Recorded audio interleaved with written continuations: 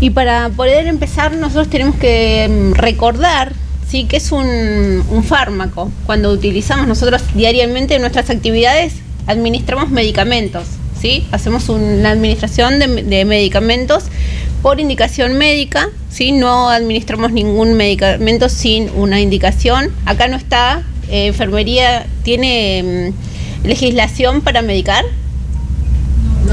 No, claro, solamente medicamos bajo una prescripción. Entonces, ¿por qué? Porque un fármaco es una sustancia que puede producir de alguna manera, ¿sí?, alguna función dentro de los seres vivos, ¿sí?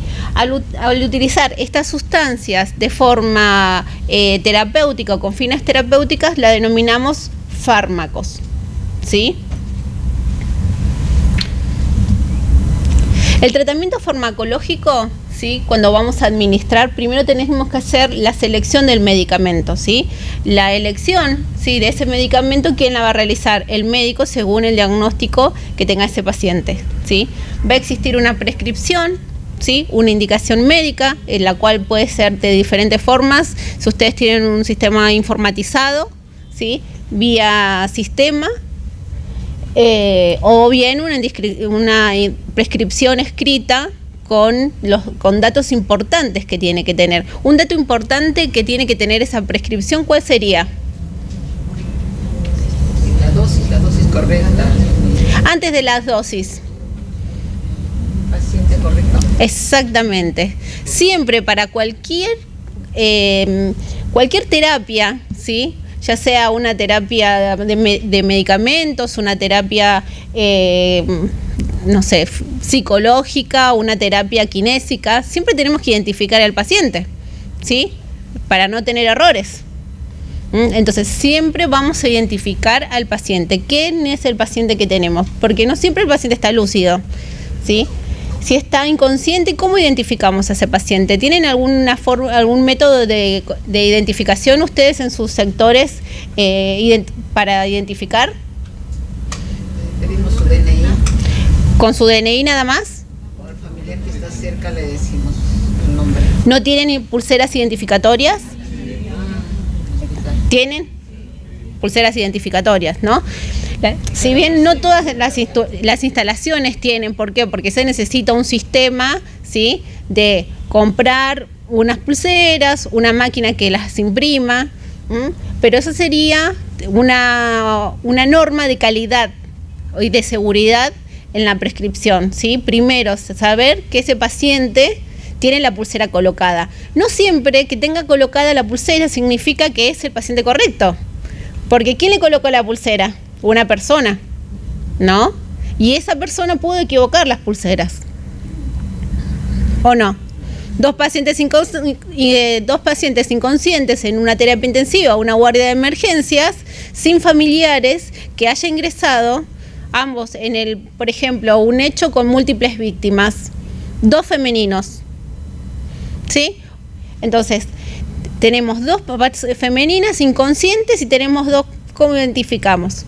Hasta que no tengamos una información certera de la identidad de ese paciente, no podemos, ¿sí?, administrar ningún medicamento, salvo que, ¿sí?, en nuestro equipo de trabajo esté trabajando directamente con la persona, con esa persona. ¿Sí? Si estamos trabajando en simultáneo con los 2, tenemos que verificar. ¿Por qué? Porque ahí podemos tener un error.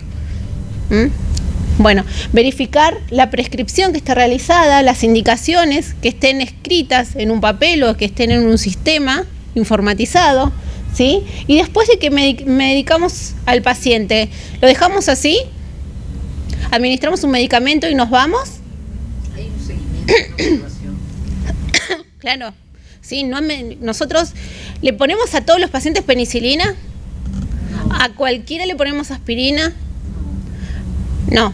No, porque tenemos muchas alergias, ¿no? Pacientes que puede ser alérgico a algún tipo de sustancia. Si está inconsciente, no sabemos si esa persona es alérgica o no, si no tenemos un dato previo. Entonces tenemos que hacer un monitoreo, ¿sí? Si decíamos que un fármaco produce modificaciones dentro del organismo del ser vivo, entonces que esas alteraciones o esas modificaciones tengan el fin terapéutico para el que yo quiero administrar el medicamento. ¿Sí? Entonces, durante ese monitoreo no solamente vamos a ver si existen o no la presencia de efectos adversos, ¿sí? O bien si el efecto farmacológico que nosotros queríamos lograr en el paciente se logró.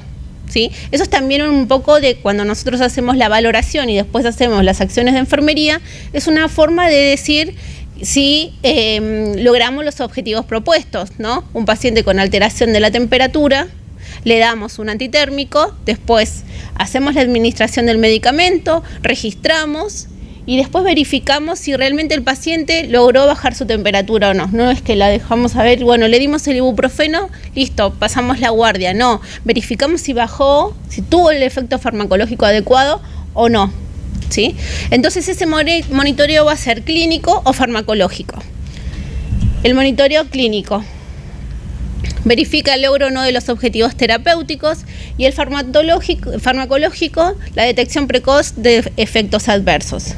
Y eso nos va a dar una conducta, ¿sí? Que es lo que nosotros vamos a seguir, ¿sí? Si no logramos el efecto clínico o el efecto farmacológico, vamos a decidir cuál va a ser el siguiente paso a continuar. Entonces, vamos a ver si mantenemos el tratamiento, si suspendemos el tratamiento y lo modificamos, ¿sí? O lo modificamos. Por ejemplo, en el caso de la fiebre, le dimos un ibuprofeno, el paciente mantiene hipertermia sostenida. ¿Qué más podemos hacer sin esperar la indicación médica? ¿Qué podemos hacer? Como enfermeros, una acción independiente de enfermería. Medios físicos, exactamente. Ahí estamos sumándole, ¿sí?, un tratamiento. La Organización Mundial de la Salud hace unos años viene trabajando con el tema, ya ustedes en su práctica diaria van a escuchar mucho el tema en las palabras calidad, ¿sí? Seguridad, calidad y seguridad en la atención médica, ¿sí? Y en la atención médica no me refiero al médico solo, sino a la medicina, ¿sí? Y dentro de la medicina, las carreras de salud. Entonces, se crearon 6 metas internacionales que son de seguridad del paciente. ¿Ustedes las conocen? ¿Las escucharon? ¿Sí? La OMS, ¿sí?, pretende que estas metas que son propuestas tengan un alcance mundial. ¿Por qué? Porque son mínimas acciones que se pueden hacer y esas mínimas acciones aseguran la no complicación o la no presencia de algún evento adverso por un error o por algo que podía ser prevenible en la atención del paciente. Estas desde el 2001 hasta hoy siguen vigentes y se suman a otras conductas que ya tiene enfermería para la administración de medicamentos. Estas metas son, primero, como decíamos, identificamos el paciente, ¿sí?, que sea el paciente correcto. Estas 8 metas son metas generales, ¿sí? Mejorar la comunicación efectiva, eso en todo grupo de trabajo, en equipo multidisciplinario, tenemos que tener una buena comunicación. A ver, el doctor, enfermera, administre 1 miligramo de ampicilina. 1 miligramo de ampicilina para que el paciente Navarro, sí, listo, 1 miligramo de ampicilina para el paciente Navarro, ¿sí? Si vemos que la indicación no es adecuada, ya sea esa prescripción no tiene los miligramos con la presentación farmacológica, volvemos a chequear si realmente la cantidad de medicamentos es lo que realmente se trata de, el médico quiere prescribir o no, ¿sí? Eso es hacer una comunicación efectiva. Siempre tenemos que tener seguridad en la indicación que tenemos. Ese sería el caso, por ejemplo, de una indicación verbal, ¿sí?, en la urgencia hasta que se pueda prescribir, porque no es que en una urgencia escribimos primero y después no, la urgencia, una emergencia nos da el momento de escribir, sino que vamos a actuar porque ese paciente tiene un alto riesgo de mortalidad. Entonces vamos directamente a actuar y vamos a administrar el medicamento hasta que esté en el sistema o ya figure en las indicaciones médicas. Mejorar la seguridad de los medicamentos de alto riesgo. ¿Cuáles son los medicamentos de alto riesgo, por ejemplo?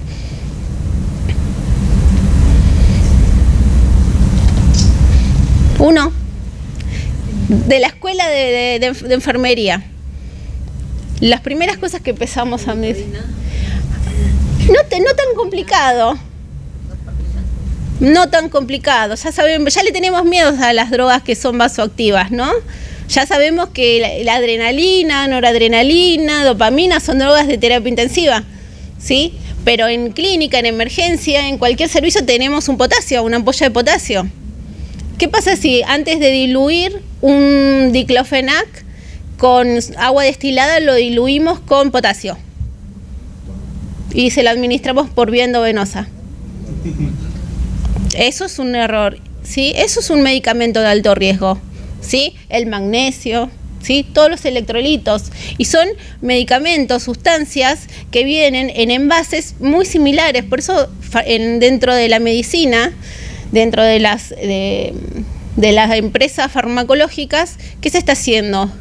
Que cada medicamento tenga una presentación diferente para que no llegara al error, ¿sí? Por ejemplo, la solución fisiológica viene escrita, solución fisiológica igual que solución de cloruro de potasio, con letras celestes. Y nosotros, por ahí, la persona que lleva los medicamentos al servicio los pone en un canasto donde nosotros tenemos la solución fisiológica para diluir.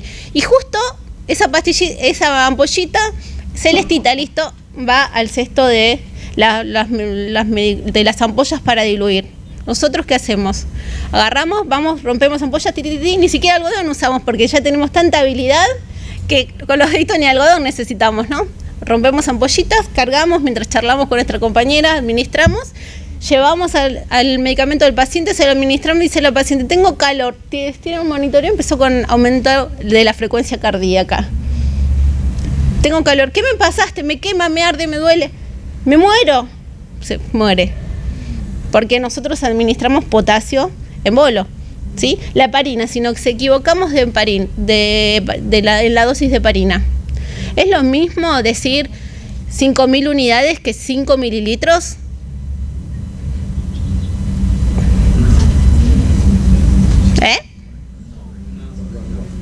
No. Entonces, si yo recibo una indicación, 5.000 unidades de heparina, y yo veo el frasco ampolla y veo que 5.000 unidades, 5 mililitros, listo, son 5 mililitros. No, 5.000 unidades por mililitro. No es lo mismo, ¿no? Pero lleva el error. Sí. Otro medicamento de alto riesgo. Exacto, la insulina. Y son los primeros medicamentos que nosotros administramos cuando estamos estudiando enfermería, ¿no? Lo primero que hacemos si damos una subcutánea, ¿qué damos? Heparina, porque la mayoría de los pacientes internados tienen profilaxis, ¿no? Damos heparina subcutánea. Paciente diabético crónico, ¿qué le damos? Como estudiante de enfermería vamos y administramos subcutánea la corrección o el ANPH. Entonces es lo mismo decir 5 unidades de insulina corriente que decir 5 mililitros de insulina corriente. No. ¿Sí? No es lo mismo. Imagínense 5 mililitros, una ampolla corriente, una ampolla entera administrada por vía endovenosa. Sí, ¿sí? Son medicamentos de alto riesgo y no es un Epamil. Y nosotros decimos, no, el Epamil me suena como que es más la adrenalina, y no tengo conciencia de que los medicamentos que más a mano tenemos en cualquier sector y más en la emergencia donde estamos trabajando con una carga importante de pacientes, un número alto, ¿sí? Imagínense, ¿se acuerdan que ayer el doctor Cohen hablaba de la saturación de los servicios de emergencia? ¿Sí? Una compañera tiene el familiar enfermo. Faltó. La persona que tenía que cubrir la vacante no vino. Somos 2 enfermeras para toda la guardia de emergencia. Entonces, una se fue para los consultorios y la otra se quedó en la parte del shock room. Y tenemos toda la guardia llena. ¿Y qué hacemos las enfermeras? Vamos rapidito, pero tratamos de hacer todo, ¿no? Pero en ese momento es cuando más riesgo tenemos de cometer un evento adverso. Garantizar cirugías en el lugar correcto, con el procedimiento correcto y al paciente correcto, ¿sí? Siempre cuando ustedes la llamen por teléfono o le informen, el camillero, como sea que ustedes hagan el traslado del paciente. Vengo a buscar al paciente de cama 8 para operarse de vesícula. Dice el camillero o la llamada. Cama 8 de operarse de vesícula voy y le pregunto, pero no, dígame el apellido. Porque en la cama 8 hay una señora. Ah, no, se me dijeron que lleve cama 8. Lleve la cama, deje el paciente. ¿Sí? Hasta que no me asegure que ese paciente es, primero, no es lo mismo tener López Alicia en cama 8 y López Alicia en cama 31. Porque hay López en Argentina, los López y los Pérez son un montón. ¿Sí? Y López María o Pérez María, hay millones. Ustedes buscan en los sistemas de los hospitales Pérez y les aparece una lista que no termina más. ¿Sí? ¿Ustedes qué apellido común tienen? Pérez también. Pérez tienen muchos Pérez. Los Pérez coparon el mundo. Bueno, tenemos muchos Pérez, muchos López. ¿Sí? Navarros somos pocos. Somos muchas mujeres. Entonces, siempre tenemos que verificar, y eso siempre es un filtro enfermería. Estos errores tan comunes, por eso la OMS lo presenta, y lo presenta ¿a quién primero?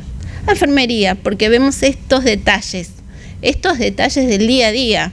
¿Por qué? Porque el paciente de cama 8 que todavía no se fue de alta, pero ya de la cama 8 se le asignaron a este paciente que se operaba de vesícula, ¿sí? Pero todavía el paciente no logró acostarse, está esperando para ser internado. Algunas cirugías que son programadas se esperan, ¿sí? Después, entonces, en esa cama está ocupada por otro paciente que espera el alta. Y yo estoy por llevarlo a quirófano. Entonces, siempre asegurarse, ¿sí? Cuando llevamos un paciente a cirugía, que sea el paciente correcto y que la cirugía que se le vaya a realizar sea la correcta, ¿sí? ¿Ustedes tienen enfermería en los quirófanos? ¿O solamente instrumentadoras? Enfermeros, bueno. Cuando ustedes llevan el paciente, ¿quién lo recibe? La enfermera. Bueno, entonces nosotros pasamos la guardia. Cuando nosotros pasamos el de turno, hacemos el traspaso de mi paciente y le doy la información de ese paciente a mi compañero. ¿Qué hago? Le hago un resumen, ¿sí? Una presentación de ese paciente y todas mis acciones de enfermería que hice durante mi turno. ¿Sí? Si hubo respuesta al tratamiento o si no, y en este caso nosotros le vamos a informar a la persona qué paciente es, nombre y apellido. La persona puede estar consciente o inconsciente. Si está consciente, mucho mejor. ¿Por qué? Porque todo el grupo, el equipo de trabajo puede preguntarle nombre y apellido. No les voy a decir en estos años que soy enfermera, 24 cumpliría el 1 de diciembre, el 1 de enero. Muchos errores, ¿sí? De pacientes que son llevados por algún error, se le realiza un procedimiento, ¿sí? Una placa de tórax, por simple que sea una placa de tórax en una mujer equivocada, puede ser un riesgo. ¿Por qué? Porque no es lo mismo una mujer que no está embarazada que está embarazada y ser expuesta a rayos innecesariamente. Entonces, yo en el 94 no existían estas ideas de calidad y seguridad de la atención. Se fueron surgiendo a través de errores o de verificar por qué se mueren los pacientes. ¿O qué cosas podemos hacer para mejorar la estadía dentro de los hospitales? No solamente le damos el mejor antibiótico, ¿sí? Porque no solamente el paciente se muere de una sepsis, también se muere de otras cosas, de otras patologías, pero también se muere por errores humanos. Y los errores humanos son prevenibles. Reducir el riesgo de infecciones asociadas a la atención médica, eso ya lo sabemos, nosotros que siempre hacemos cuidado. ¿Cuál es la primera medida de prevención de la infección? Lavado de manos. Perfecto, lavado de manos. La higiene de manos, perfecto. ¿Sí? ¿Quién no se lava las manos más de una vez en la guardia? No, que ellas sí se lavan.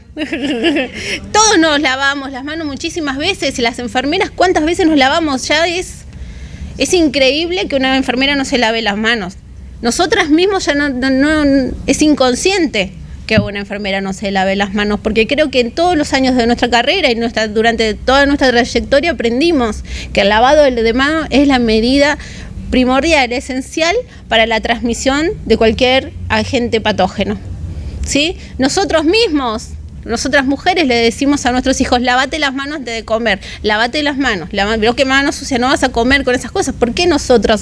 ¿Por qué protegemos a nuestros hijos y no nos damos cuenta que en el hospital hay gérmenes mucho más resistentes, mucho más dañinos, que si nosotros no realizamos una buena higiene de manos, no hacemos las medidas? Yo con todos estos anillos no podría estar trabajando, ni con las uñas largas tampoco, ¿sí? Pero no queremos vernos bonitas, entonces nos ponemos anillos y nos ponemos uñitas pero nosotros somos bonitas, no necesitamos todas esas cosas, son arreglos, ¿sí? Pero para el momento de trabajar es importante tener cuidado en esas cosas. Reducir el riesgo de daño del paciente por causa de caídas. ¿Quién nunca vio que se haya caído un paciente o nunca se enteró? Nadie. Todo el mundo siempre ve que el paciente durante la noche se desorientó y se cayó, ¿sí? ¿Puede pasar? Sí, puede pasar.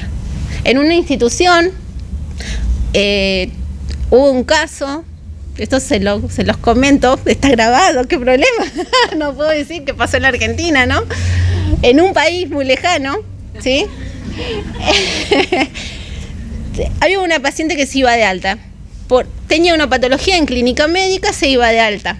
Resulta que esta paciente se iba de alta, pero con un traslado en ambulancia a otra institución, o sea, de un hospital pasaba a otra institución porque ya no requería los cuidados de alta complejidad de ese sector, ¿no? Entonces pasaba a otro de otra complejidad para seguir con el tratamiento de forma más no tan compleja. Bueno, la señora se retiraba. Al ser un pase, el familiar no se encontraba en ese momento, el familiar estaba por otro lado con las pertenencias, ya estaba cerca de la ambulancia, ¿sí? Las personas que transportaban la camilla, llevan la camilla a la habitación, la enfermera con el personal de traslado, trasladan al paciente a la camilla de traslado y van por el corredor. Vieron que en los hospitales, cada ciertos metros, existen unas uniones de los paneles que son antideslizables, son como unas uniones metálicas. Puede ser un pocito, puede ser cualquier cosa, una cerámica rota en otra institución, puede ser un arreglo, puede ser, no sé, una rotura, un quiebre del piso, ¿sí? ¿Qué generó ese quiebre? Que la camilla se frenara. Entonces, para tratar de continuar con el traslado, la persona que estaba, ¿sí?, llevando al paciente empuja la camilla sin saber, porque desconocía cómo era el funcionamiento de esa camilla. Al tocar, a hacer esa maniobra, la camilla se despliegue, ¿sí?, poniendo al paciente entre el émburo invertido. Entonces la señora cayó de cabeza sobre el piso, obviamente con pérdida del sensorio en el momento, inconsciente, es llevada a tomografía, hizo un TEC grave y se murió. Sí, eso pasa en cualquier sector, eso pasa en cualquier hospital, eso pasa en cualquier momento, ¿sí? La gente se cae en la calle, se golpea la cabeza y se puede morir. Eso también nos pasa en los hospitales. Eso nos pasa en nuestras guardias, en nuestros turnos con nuestros pacientes. Porque es imposible que la enfermera esté en todos lados al mismo tiempo. Y no existe una enfermera 1 a 1, ¿sí? Y si esa enfermera es 1 a 1, ¿entienden a qué me refiero con 1 a 1? Una enfermera, un paciente. Si esa enfermera es 1 a 1, seguramente que el paciente va a estar inconsciente. O sea que no va a tener error de riesgo de caída. ¿Por qué? Porque está tan grave que ese paciente está con una hemodinamia totalmente inestable y alterada. Entonces ese paciente no se va a caer. El riesgo es cuando el paciente se moviliza o está con deterioro del sensorio o está bajo tratamiento con algunos medicamentos que pueden favorecer la caída. Un medicamento que puede favorecer la caída, ¿cuál se les ocurre que sea? El diazepam te relaja bastante. Sí. Ese que puedes caer. Sí. Sí. ¿Qué otro medicamento? Muchas personas toman alguna pastillita para dormir, ¿me das a las 10 de la noche? ¿Sí? Pero resulta que, aparte de tener la pastillita para dormir, tienen furosemida también a las 12 de la noche. Entonces le doy la furosemida junto con la pastillita para dormir. Cuando le hace efecto la medicación para dormir, justo le dan ganas de ir al baño. Entonces se levanta, se tropieza, se cae. Claro, porque está bajo el efecto ansiolítico. Entonces, eso es otra de las 8 metas internacionales. Es importante conocerlas, sí, son importantes. Eso asegura calidad y seguridad en la atención del paciente. Esto en todos los ámbitos, ¿sí? En la emergencia con más razón. Y otra, ¿cuál tenemos? Los 5 correctos. ¿Quién no lo estudió cuando estudió enfermería? ¿Cuántas veces nos tomaron este examen? ¿Sí? Creo que si no sabía los 5 correctos no pasaba al segundo año. ¿Sí? Primer correcto, ¿cuál es? Identificación del paciente, medicamento correcto, dosis correcta, hora correcta y vía de administración correcta. Eso siempre tiene que estar en la prescripción. ¿Sí? Yo no puedo administrar un medicamento si no sé a qué paciente. A la cama 8, la cama no recibe medicamento. ¿Sí? Entonces, al box 8 tampoco. ¿Sí? Nosotros tenemos que saber con nombre y apellido, y si el paciente está inconsciente, asegurarme, por más que sea la cama, que sea el único paciente, que sea Mariana Navarro la que está ahí acostada y no sea otro. ¿Sí? Entonces, a estos, si nosotros, en base a nuestra experiencia, podemos agregar otros correctos. ¿Vieron que ahora todos tienen cuenta de Facebook? ¿Cuentas de enfermería? ¿Sí? Tienen como 20 correctos. ¿Sí? Hay 2 correctos que no nos pueden faltar, que no podemos olvidarnos. No. Puede ser la dilución correcta de medicamentos. Registrar fecha de vencimiento. Fecha de vencimiento, exactamente. ¿Quién verifica la fecha de vencimiento? ¿Qué datos tenemos en una ampolla? Cuando agarramos, imagínense en una ampolla cualquiera la que sea, o ¿cómo le dicen? A la tablita de medicamentos, o una tableta. ¿Qué datos tiene? Medicamento, ¿sí? Puede tener el nombre comercial o la droga, ¿sí? La dosis, ¿sí? Y obviamente no va a decir la vía de administración, porque si es una pastilla, es una pastilla, ¿sí? ¿Y qué tiene otro agregado? La fecha de vencimiento, ¿sí? Y tenemos otro que también no nos podemos olvidar, ¿sí? Cuando vamos a administrar medicamentos, que hay medicamentos que necesitan cierto resguardo para conservar su eficiencia o eficacia o acción terapéutica. ¿Y cuál es eso? El nitroprusiato, por ejemplo, ¿no? ¿El nitroprusiato lo puedo diluir y dejarlo al sol? No, la conservación, ¿sí? Siempre la conservación. ¿Por qué tenemos medicamentos que vienen en frascos acaramelados y por qué otros tenemos en frascos transparentes? ¿Porque se le ocurre al laboratorio? No, porque esa droga necesita conservarse de esa manera. Porque algunas insulinas las guardamos en la heladera y otras no. Porque hay insulina, corriente humana, necesita conservación en la heladera. Y hay otras que son, por ejemplo, las lapiceras, que hay estudios que ya evidencian que no pierde su eficacia una vez que se utiliza con el mismo paciente, mientras que esté ambiente normal, temperatura ambiente. Entonces ven que de los 5 correctos ya sumamos 2. Imagínense, en una emergencia haciendo todas estas metas internacionales, paciente correcto, ¿lo hacen? Sí, lo hacen sin darse cuenta. Y eso es lo peor, que muchas veces actuamos sin darnos cuenta y no prevemos primero nuestras acciones, ¿sí? Y tenemos riesgo de un error. Entonces, ¿qué hacemos? Tenemos que tener cuidado y evitar errores en la administración de los medicamentos, ya sea el que fuera, ¿sí? Esta es una foto del Hospital El Cruce, que es un hospital que está en una zona no céntrica de Buenos Aires, está muy al sur, en una zona que es que está con una comunidad de clase media baja y muy baja, hasta incluso clases demasiado bajas, debajo del límite de la pobreza, ¿no? Pero es un hospital de alta complejidad que está de forma estratégica colocado en esa zona, que brinda salud pública a un grupo reducido de habitantes. ¿Por qué reducido? Porque si bien abarca una importante zona, sector, ¿sí?, la región sexta de salud, que decimos regiones a distintos municipios, ¿sí?, abarca distintos municipios, pero solamente admite pacientes que requieran alta complejidad.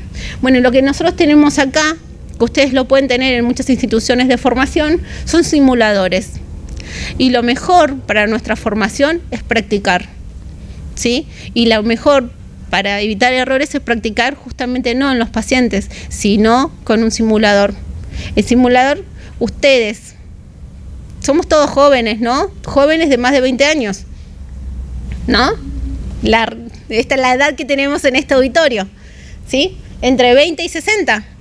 Bueno, somos re jóvenes. Entonces, ¿quién no pinchó una naranja cuando se estuvo formándose? ¿Cómo aprendieron a dar intramusculares o a sacar sangre? ¿Sacándole a todos los de la familia o pinchando naranjas o sacándose entre compañeros? Claro, porque si vos practicás conmigo, yo practico con vos. Y porque era así, agarrarse al lado. Entonces, que el lazo, que yo me acuerdo todavía la primera intramuscular que me dio mi compañera, que era mi mejor amiga cuando nosotros nos formábamos. No saben, vino así, era como un dardo que tiró así, ¡tac! Me hizo. Encima creo que éramos como 25 mujeres y 3 varones. Los 3 varones se pincharon rápido, no contaron nada, pero en la habitación donde estábamos todas las mujeres, era terrorífico. Era una masacre, ¿sí? Tanto de intramusculares como endovenosas. Entonces, ¿qué tenemos que hacer? Formarnos, ¿sí? Formarnos, practicar. Cuando no conocemos un medicamento, vemos, ¿sí?, el papelito que tiene adentro. ¿Se acuerdan cómo se llama? El prospecto. ¿Es así? ¿Acá también? El prospecto. ¿Por qué? Porque es un medicamento que yo no conozco. Hay muchos medicamentos que ustedes tienen que en nuestro país no hay, que ustedes administran diariamente como nosotros. No, seguramente nosotros estamos más atrasados. Hay medicamentos, ayer el doctor hablaba de los fibrinolíticos. Nosotros en Argentina tenemos solamente 2, streptokinasa y la RPTA, ¿sí? El Arteplas. No tenemos otro. Los otros son muy caros. Y el Arteplas no solamente todas las instituciones lo tienen. Lo que sí hay es streptokinasa en los lugares donde no hay hemodinamia. Entonces, practiquemos. Si tenemos la posibilidad de tener simuladores o de practicar, ya sea ustedes ya son enfermeros con experiencia, pero si no tuvieran la experiencia, lo que primero que hacen es practicar cómo se carga. Es muy gracioso, ¿sí? Pero cuando estamos observando a un alumno, ustedes ven, tienen alumnos en sus instituciones, alumnos de enfermería que pasan rotando. ¿Ustedes los vieron cargar un medicamento? ¿Vieron que ponen todo el líquido en el frasco de ampolla, eso se le sale, le salpica, se vuela para todos lados, se le desconecta? Y la técnica estéril, porque era endovenoso, ¿sí? Se perdió. ¿Sí? Entonces no nos olvidemos de las cosas básicas, lavado de manos, la limpieza donde voy a administrar ese medicamento. Ya nos olvidamos, hicimos el cumpleaños de mi compañera en esa mesa, festejamos, comimos unos sanguchitos, comimos tortas, hubo pegoteo y ahí preparamos la medicación. ¿Está bien eso? No, ¿sí? A nosotros nos enseñaron que teníamos que poner compresas estériles y que la técnica sea estéril, con las manos limpias, ¿sí? Y muchas veces vemos que en la práctica eso no lo podemos permitir, ni en nosotros, que sea un hábito asumido, ni en nosotros ni en los demás. ¿Qué es el error en enfermería? Es una falla en la acción planteada o planeada para ser completada como se pretende, un plan equívoco que puede generar costos extras en el paciente y el hospital. Si yo me equivoco en ese paciente y le administré el potasio, tuvo una arritmia y terminó en la unidad coronaria, ¿sí? O tuvo una arritmia o se infartó, o tuvo una parada cardíaca, posterior a la parada cardíaca terminó con una ACV, y eso genera un costo hospitalario, fuera de lo que es el costo humano, porque no nos olvidemos que es un error humano y es lamentable. Si a ustedes les gustaría que la enfermera que atienda a su familiar se equivoque y les pase eso a algún familiar, no, y todos en algún momento de nuestra vida pasamos por ser pacientes. Yo ya fui muy paciente muchas veces. Y lo peor es cuando uno es paciente, es que le digan a la enfermera que nos está atendiendo que ella es enfermera. Eso es lo peor. No sé si les habrá pasado. No vayas a decir al familiar, no vayas a decir que yo sé. No vayas a decirme eso. No llames a la enfermera que yo regulo el suero. Tiqui, tiqui, tiqui, estamos enfermas, pero seguimos tiqui, tiqui. Y nos regulamos solo. Me duele, abrite el suero. Sí, nosotros nos hacemos todo, mientras estemos conscientes, pero no podemos saber qué es lo que pasa cuando estemos inconscientes. ¿Y qué nos imaginamos cuando estamos en la puerta de una sala de emergencias? ¿Qué es lo que está pasando con nuestro familiar que está dentro? Y lo peor para un profesional es saber, ¿sí? Y no solamente saber lo que está pasando, sino también los riesgos que esa persona puede tener. No solamente el riesgo por su patología, sino también el riesgo por alguna falla en la conducta humana.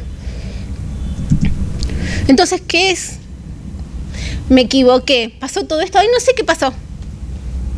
No, verifiquemos cuál fue el error, ¿sí? Informemos. ¿Tenemos una responsabilidad penal? Sí. ¿Ustedes tienen una ley? ¿Cuál es? ¿El número se acuerdan? ¿No se acuerdan de su ley? En Argentina es la 24.004. La ley del enfermero. ¿Tiene numeración o solamente es ley del enfermero? Bueno, es importante que ustedes reconozcan cuál es su legislación vigente, ¿sí? Por ejemplo, nuestra ley de enfermería está bastante antigua. Hoy por hoy debería ser bastantes importantes modificaciones, incluso al personal que abarca. Esas son las leyes de Argentina.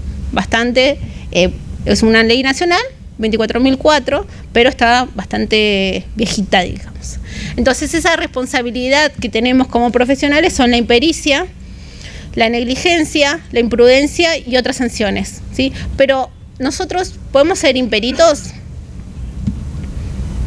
¿Podemos ser imperitos después de 20 años de trabajar en una institución? ¿Y soy jefa del sector? No, porque supuestamente tenemos la experiencia, ¿sí? La pericia de tantos años y de formación para poder administrar un medicamento de forma correcta, ¿sí? Negligencia, no actuar con cuidado. O sea, estaba charlando con mi compañera y antes de agarrar 3 ampollas de solución fisiológica, cargué 3 de potasio y diluí todo ahí, listo, endovenoso, ¿sí? Imprudencia, llevar a cabo una actuación para la que no tenemos preparación suficiente y asumir un riesgo superior al aceptable. Por ejemplo, nosotros en nuestro país nuestra ley no nos permite hacer extracciones arteriales.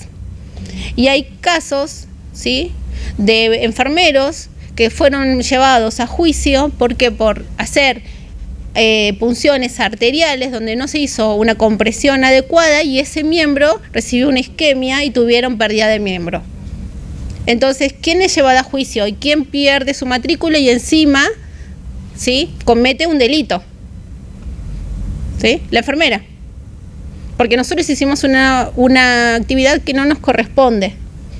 Nosotros no podemos hacer un procedimiento de intubación ni administrar un medicamento analgésico o sedante para poder intubar sin la prescripción médica. Y el que realiza el procedimiento es el médico. Nosotros asistimos en todo momento, pero no metemos el tubo dentro de la vía aérea del paciente, ¿sí? Factores que favorecen los errores: falta de calidad de los registros de enfermería, falta de introducción al puesto y de capacitación y actualización de los conocimientos. Ustedes estar acá y hoy estar recordando los 5 correctos es una capacitación. Les trae a la memoria cosas que las aprendieron y que lo hacen diariamente, pero se ponen a replantearse la situación. Porque uno hace día a día todo, ¿sí? Y lo hace ¿por qué? Por experiencia, porque es el día a día, por rutina, ¿sí? Y nuestro trabajo no puede ser rutinario, sino que necesitamos tener nuestra atención, todas las luces puestas al 100%. Sobresaturación de los servicios, justamente lo que hablábamos, la saturación de las guardias de emergencia durante la emergencia, siempre tenemos que estar preparados, ¿sí? Si necesitamos personal, tenemos que informar a nuestros superiores, falta personal. Podemos equivocarnos, puede pasar algo con algún paciente, se puede caer uno mientras yo estaba medicando a otro. ¿Por qué? Porque no podemos, ¿sí? Según las patologías, en una emergencia, imagínense un paciente que tiene un infarto, otro que vino con dolor de pecho y otro que vino por un TEC, para un enfermero. ¿Sí? Ah, pero vos sos del turno. Sí, pero soy una. Entonces eso también provoca errores. Falta de conocimiento de una determinada ciencia o arte y exceso de confianza en la realización de las determinadas técnicas. Algunas veces nos confiamos, sí, pero esto de todos los días, y no, siempre tenemos que verificar, ¿sí? Y esa confianza es muchas veces la confianza de que en el carro de paro los medicamentos que estén, ¿sí?, no estén vencidos. ¿Por qué? Porque en algunos sectores no usamos continuamente el carro de paro, ¿sí? En emergencias seguramente que sí, pero si hay mucha cantidad tenemos un frasco lleno de adrenalina, lo más seguro que la que esté abajo ya esté vencida, porque vamos reponiendo, pero vamos reponiendo sobre lo viejo, vamos cargando adentro, ¿sí? Entonces tenemos que ver de disminuir las cantidades, cosas que tengan un uso, y siempre que vamos a administrar, no solamente vemos la droga que sea la correcta y los miligramos, sino también la fecha de vencimiento. Y hay otra cosa que no nos acordamos, los medicamentos que van en la heladera, ¿sí? Hay algunos medicamentos, por ejemplo la dobutamina, que según el laboratorio dice en su cajita o en su prospecto conservar en heladera bajo 3 grados, por ejemplo, ¿sí? Y en otro dice conservar medio ambiente. Es la misma droga, pero por distintos laboratorios la conservación es diferente. La ciprofloxacina se conserva dentro de una bolsita, ¿no? Es fotosensible. Cuando ustedes administran, vieron que tiene una bolsita igual que el metronidazol. Tiene una bolsita protectora, ¿sí? Para la conservación. Una vez que lo administramos, ya lo administramos por vía endovenosa. Bueno, entonces, ¿qué es un evento adverso? Es la lesión o complicación no intencional consecuencia del cuidado médico a todo aquel derivado del cuidado de la salud y no de la enfermedad misma del paciente. Muchos eventos adversos son inevitables, pero existen otros que podrían evitarse. Se estima que alrededor de 1 de cada 10 pacientes que reciben atención en salud en el mundo les ocurre al menos un evento adverso. Otro evento adverso que pasó, un paciente trasplantado en una institución muy lejana, un paciente trasplantado de un trasplante cardíaco, evoluciona favorablemente al trasplante, ¿sí? Pero todavía dependiendo de su medicamento, ¿sí? El isoproterenol. Entonces, seguía con el medicamento, pero la persona estaba lúcida, estaba recibiendo familiares, estaba con un aislamiento en una habitación, ya tenía autorización de comer, entonces estaba comiendo, y justamente a esta persona se le asigna un enfermero que era nuevo en el sector. Y ese enfermero nuevo tenía mucho miedo, porque el trasplante, no es lo mismo un paciente que está con, no sé, con una raspadura que un paciente trasplantado, ¿no? Como que el paciente trasplantado es el más difícil. Entonces, se le asigna a este paciente. Bueno, ella controló, se le terminó la bomba de isoproterenol, había que cambiarlo, pero como el paciente es dependiente del isoproterenol para mantener una frecuencia cardíaca adecuada, entonces lo que tenía que hacer es girar la llave y ya habilitar la otra jeringa. ¿Ustedes hacen eso? ¿Vieron cuando cómo que no? Sí. Cuando tienen un paciente que está muy inestable hemodinámicamente, dependiente de drogas sinotrópicas, ¿qué hacen? Ponen 2 jeringas, porque está en dosis que se va a terminar, entonces ya tienen preparada la otra para que solamente cuando giren la llave y no se suspenda el medicamento, porque si pasa 1 minuto en esa suspensión del medicamento, la tensión arterial o la frecuencia cardíaca baja, de forma importante, ¿no? Entonces, en este paciente, la enfermera giró la llave y se fue, porque era solamente habilitar la otra jeringa. La paciente hace una bradicardia, que termina siendo esa bradicardia severa. Como estaba comiendo, se termina broncoaspirando. Bueno, se broncoaspiró, pero no es lo mismo una broncoaspiración en un paciente común que en un paciente que está trasplantado. ¿Por qué? El paciente trasplantado, ¿qué tiene aparte? ¿Qué es lo que le hacemos? Si a mí me ponen algo que no es de mi cuerpo, ¿qué hace mi cuerpo? Entonces, al trasplante, para que no rechace ese corazón nuevo, ¿qué le damos?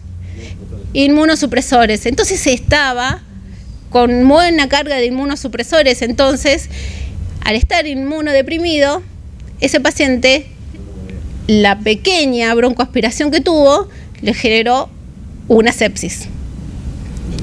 Y un paciente que estaba trasplantado con buena evolución, ¿sí?, cardiológica, digamos, se termina muriendo de sepsis. ¿Por qué? Por un error en el giro de la llave, porque la enfermera no se dio cuenta que el isoproterenol que giró no estaba prendida la bomba. ¿Sí? Era hacer un giro de llaves. Ella prestó atención, era hacer un giro de llaves, pero no se dio cuenta que no estaba pasando el medicamento. Entonces, la frecuencia cardíaca disminuyó y el paciente se broncoaspiró. ¿Cuál es el resultado? ¿Cuánto se invierte en ese trasplante? Fuera de que son 2 vidas, la que se perdió, la de la persona fallecida y otra que podría haber recibido ese órgano. Son 3 vidas, ¿sí? Y es un error. ¿Es prevenible?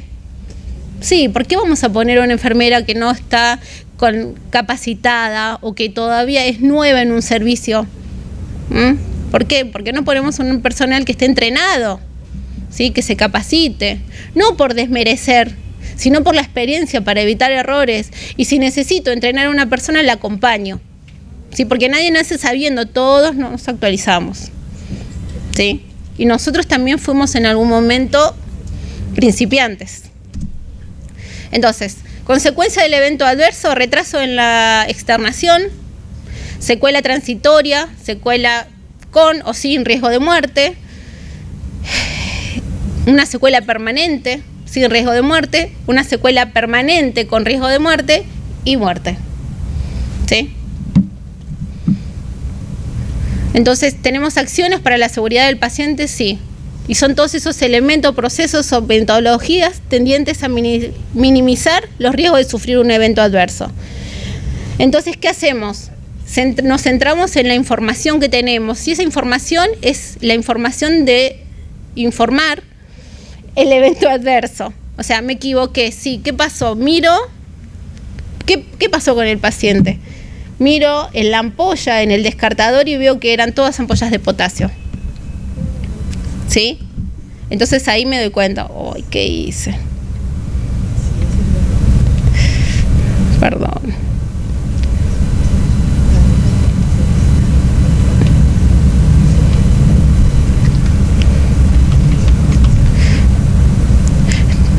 Entonces, lo informo, ¿sí? ¿Tienen en sus instituciones algún reporte de eventos adversos? Puede ser un buzoncito, según, de ahí distintas, o en el mismo sistema informatizado. ¿Tienen ustedes? O se pasan la guardia, che, ¿sabes qué? Un registro. Es importante, ¿sí? ¿Qué pasa con la gestión? Cuando nosotros hacemos un reporte de evento adverso, no solamente reporto el evento adverso, sino que también yo, como enfermera jefe del servicio, que no lo soy, ¿sí? ¿Qué digo? Uy, miren lo que está pasando. Hay muchos pacientes que están con eventos adversos relacionados a la mala administración de un medicamento. ¿Es lo mismo poner noradrenalina con macrogotero a 7 gotas? ¿Cómo se administra la noradrenalina? Con bomba de difusión, ¿sí? Y está bien poner furosemida con noradrenalina y con fentanilo, y de ahí le hacemos un bolo de furosemida cada 4 horas. ¿Todo junto por una vía periférica? No, ¿por qué no? ¿Se puede o no se puede? Con seguridad, si lo hacen todos los días.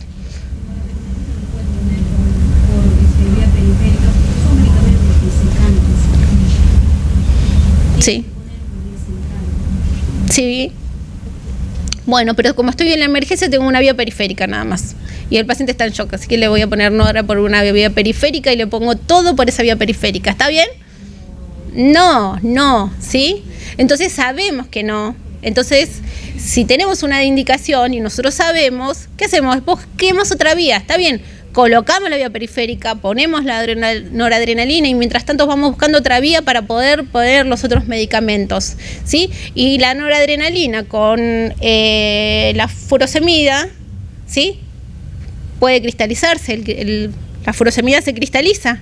Entonces, ¿qué pasa? Produce una flebitis, pierdo la vía, no tengo cómo administrar el medicamento y el paciente está en shock. Peor todavía, porque más vasoconstricción periférica voy a tener, más difícil va a ser buscar un acceso venoso periférico en la emergencia.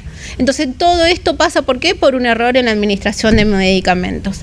Bueno, todos estos eventos adversos son frecuentes, y error en la administración de drogas es una de las que figuran en la lista. Y una forma de evitar esto, o cualquier error en una práctica, así como se hace en la OMS, sugiere el checklist. ¿Conocen los checklists? ¿Sí? Son las listas de verificación de pasos, ¿sí? Entonces, por ejemplo, cuando vamos a hacer un pan dulce, tenemos una lista de ingredientes y después la preparación, ¿no? Entonces, bueno, más o menos podemos decir que esto es como una receta, ¿sí? Y esa receta es la que me va a decir cuál es la mejor forma de hacer ese pan dulce. Y entonces, nosotros, ¿qué hacemos? Escribimos en base a bibliografía o reconocimiento científico cuál es la mejor forma de hacer una técnica correcta. Y ahí es cuando la enfermera crea las normas dentro de la institución. Y la creación de normas dentro de una institución es la que disminuye los riesgos de eventos adversos. ¿Por qué? Porque existe la norma. Y la norma es una norma que Es como, ustedes tienen una Constitución Nacional. Entonces yo podría ahora ir a todos los que están dormidos y sacudirlos y asustarlos y decir, o pegarles cachetazos, porque yo quiero. No. Eso sería, puedo ser declarada loca, o violencia, puede ser cualquier cosa, ¿no? Porque legalmente puedo ser sancionada por violencia. Entonces, cuando existe una norma, yo establezco, ¿sí?, por escrito dentro de una institución, algo escrito que me diga cómo voy a realizar ese procedimiento. Y eso está consensuado entre todo el personal, y todo el personal tiene la obligación de conocer las normas institucionales. ¿Por qué? Porque son medidas generales, ¿sí?, que disminuyen los riesgos de eventos adversos. Y esto es un ejemplo de una norma dentro de un servicio de cuidados críticos cardiovasculares, ¿sí? Entonces, donde el objetivo es justamente disminuir errores relacionados con la prescripción, indicación, dispensación, almacenamiento de los medicamentos de las áreas de internación, en la preparación y la administración de un medicamento. Yo podría preparar un medicamento quimioterápico dentro de una sala con el paciente y otros pacientes sin ninguna protección. No. ¿Sí? ¿Eso qué sería? La preparación. ¿Sí? ¿Eso puede tener un evento adverso? Sí. En mi persona o expondría a los demás. Bueno, entonces esta es una norma que tengo como ejemplo. Y bueno, y ahí, dentro de las normas, dice que ellos consideran a estas sustancias como ampollas de electrolitos, medicamentos de alto riesgo, que era lo que nosotros hablábamos hoy, que son justamente los electrolitos, la heparina y la insulina, ¿sí? Y eso es lo mismo que llevaba la primera diapositiva, cuando hablábamos de la OMS, ¿sí?, y las 8 metas internacionales, ¿sí? Verificar, ¿sí?, los medicamentos de alto riesgo al momento de la administración y preparación. Entonces, conclusiones: debemos hacer buen uso del error, ¿sí? Si percibimos un error, ya sea que lo realicemos nosotros o lo realice otro profesional, no es llevar un chusmerío, sino es informar con la idea de aprender del error y disminuir las complicaciones que puedan llegar a surgir. Debemos trabajar en un ambiente de confianza entre los pacientes y los profesionales y entre profesionales. La promoción de un clima de seguridad es la base para prevenir el error durante la atención médica, y las precauciones estándares deben ser las precauciones mínimas utilizadas para atender a cada paciente, que les dé seguridad. ¿Cuál es la precaución estándar mínima? ¿Cuál nombramos? El lavado de manos, ¿sí? Y la evaluación de los riesgos es fundamental. Si tengo una guardia colapsada y soy la única enfermera, ¿sí?, ¿es una evaluación de riesgo? ¿Estoy evaluando el riesgo que tengo de equivocarme? Sí. ¿Sí? Tengo que saber que estoy colapsada y no tengo personal.